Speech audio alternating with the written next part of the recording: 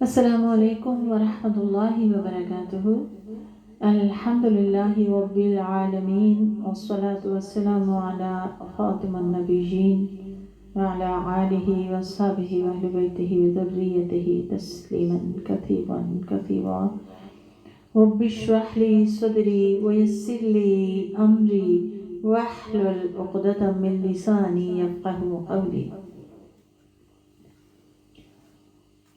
ظاہر بن حرام ایک بدو تھے جو مدینہ طیبہ سے کچھ فاصلے پہ رہتے تھے، تو بہت غریب سے آدمی تھے اور طبعاً بھی فزیکلی بھی کوئی بہت گڈ لکنگ یا کوئی انفلوئنشل پرسن نہیں تھے، لیکن اللہ کے رسول سے بہت محبت رکھتے تھے اور اللہ کے رسول بھی آپ سے بہت محبت رکھتے تھے۔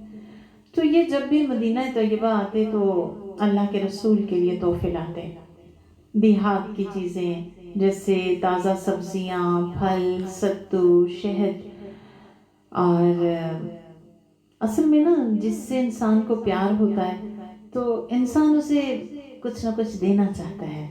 محبت انسان کے اندر اسپرٹ آف گیونگ بھی لاتی ہے تحفے کی صورت، اور پھر یہ کہ محبت کا اظہار تحفے کی صورت ہوتا ہے۔ تحفہ محبت بڑھانے کا ذریعہ بھی ہے اور محبت کا تقاضا بھی ہے۔ اللہ کے رسول نے بھی فرمایا تہادو تحابو، کہ تحفہ دو تاکہ محبت پیدا ہو۔ تو ظاہر بن حرام بھی اسی کے تحت بہت سی سوغاتیں لے کے نبی کریم کے پاس آیا کرتے تھے، تو آپ صلی اللہ علیہ وسلم بھی جب وہ واپس جانے لگتے تو ان کو شہر کی سوغاتیں دے کے رخصت کیا کرتے تھے، اور آپ بڑے پیار سے کہتے ہوتے تھے ظاہر ہمارا دیہاتی ہے اور ہم اس کے شہری۔ تو ظاہر جو تھے وہ زیادہ شہری آداب سے واقف نہیں تھے، سیدھے سادے سے بندے تھے، تو جب بھی گاؤں سے آتے ہوتے تھے تو وہ جو چیزیں ساتھ لاتے تھے دیہاتی سوغاتیں، فریش ویجیٹیبلز، فروٹس، شہد وغیرہ، تو وہ بازار میں کھڑے ہو کے نا بیچنا شروع کر دیتے تھے، اور لوگوں کو خبر ہو جاتی تھی، لوگ بھی بھاگتے ہوئے آتے تھے اور اکٹھے ہو جاتے تھے ان کے گرد، تاکہ انہیں تازہ سبزی، تازہ فروٹ اور اچھا سا شہد، پیور شہد جو ہے وہ وہاں سے ان کو مل جائے۔ تو ایک مرتبہ اسی طرح ظاہر بن حرام مدینہ طیبہ آئے اور ایک جگہ کھڑے ہو کے وہ فروخت کرنے لگے جو چیزیں وہ لائے تھے۔ اب ان کی خوش قسمتی دیکھیے کہ اللہ کے رسول بھی ادھر سے گزر رہے تھے، تو آپ صلی اللہ علیہ وسلم نے فرط محبت سے پیچھے سے جا کے ظاہر کی جو آنکھیں تھیں ان پہ اپنے مبارک ہاتھ رکھ دیے، اور ظاہر پہلے تو تھوڑے سے کسمسائے کہ یہ ایک دم سے بندہ اچانک سے کہ یہ کیا ہے، لیکن پھر ظاہر کی جو مطلب انہوں نے فیل کر لیا کہ یہ نرم و ملائم، یہ ریشمی ہاتھ، یہ عنبر و گلاب سے زیادہ خوشبودار ہاتھ، یہ تو نبی کریم صلی اللہ علیہ وسلم کے ہیں۔ تو ایک دم جب انہیں سمجھ آتی ہے کہ پیچھے اللہ کے رسول ہیں تو اپنی پیٹھ جو ہے وہ رسول اللہ کے ساتھ ملنا شروع کر دیتے ہیں، ملا لیتے ہیں، یعنی اور آپ کے قریب ہونا چاہتے ہیں۔ تو اللہ کے رسول بھی محبت بھرے انداز میں فرماتے ہیں کون ہے جو اس غلام کو خریدے؟ تو ظاہر کہتے ہیں کہ حضور مجھ جیسے کالے کلوٹے بدو کو، بیکار بندے کو کوئی خرید کے کیا کرے گا، کہ جس کے پاس دنیاوی نہ حسن ہے، نہ دولت ہے، نہ کوئی سے ہے اس کی، تو اگر کوئی ایسا کرے گا تو وہ تو بڑا خسارے کا سودا کرے گا، میں تو بیکار سا آدمی ہوں۔ تو آپ صلی اللہ علیہ وسلم کہتے ہیں ایسا مت کہو، کون کہتا ہے تمہاری قدر و قیمت نہیں؟ تم اللہ کے ہاں بیکار نہیں، کیونکہ تم اللہ اور اس کے رسول صلی اللہ علیہ وسلم سے محبت کرنے والے ہو، اس لیے تم اللہ تعالیٰ کے ہاں بڑے قیمتی ہو۔ تو آپ دیکھیں کہ آپ صلی اللہ علیہ وسلم سراپا محبت تھے، اور محبت جیسے آپ کے وجود سے چھلکی پڑتی تھی۔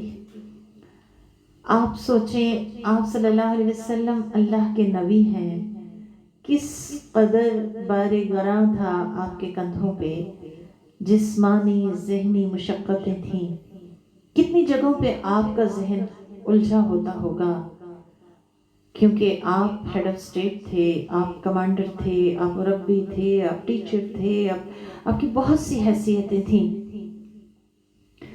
تو جیسے ہم اپنی مصروفیات کا بوجھ لیے پھر رہے ہوتے ہیں نا، ہر وقت اس کا تذکرہ کرتے رہتے ہیں، آپ کی مصروفیات اس سے کہیں زیادہ تھیں، لیکن پھر بھی آپ کے نزدیک انسان اور اس کے جذبات بڑے اہمیت رکھتے تھے.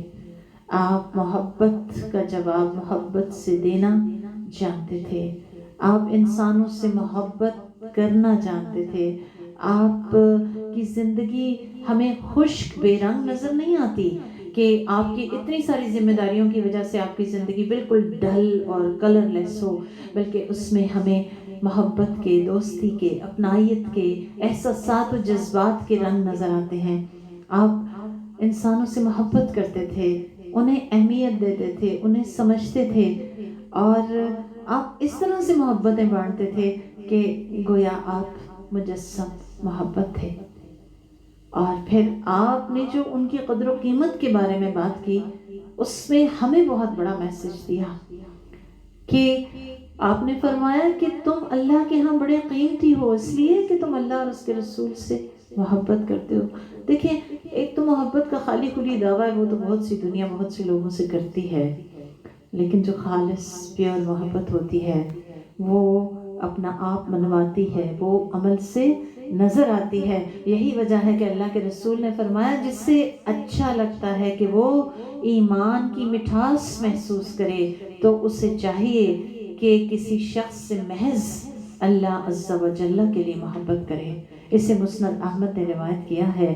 تو یہاں اس واقعے میں آپ نے انسانوں کی قیمت اس بات سے، انسانوں کی ویلیو اس بات سے ریلیٹ کی کہ وہ کتنا اللہ اور اس کے رسول سے محبت کرتے ہیں.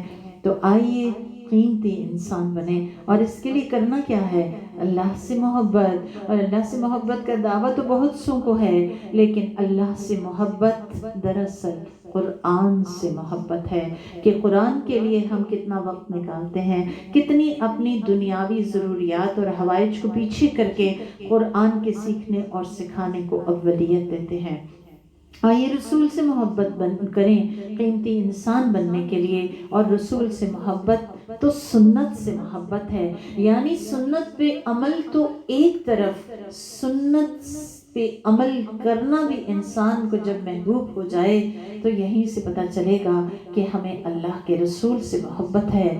کہ آپ نے فرمایا من احب سنتی فقد احبنی کان معی فی الجنہ، جس نے میری سنت سے محبت کی اسی نے مجھ سے محبت کی اور وہ جنت میں میرے ساتھ ہوگا.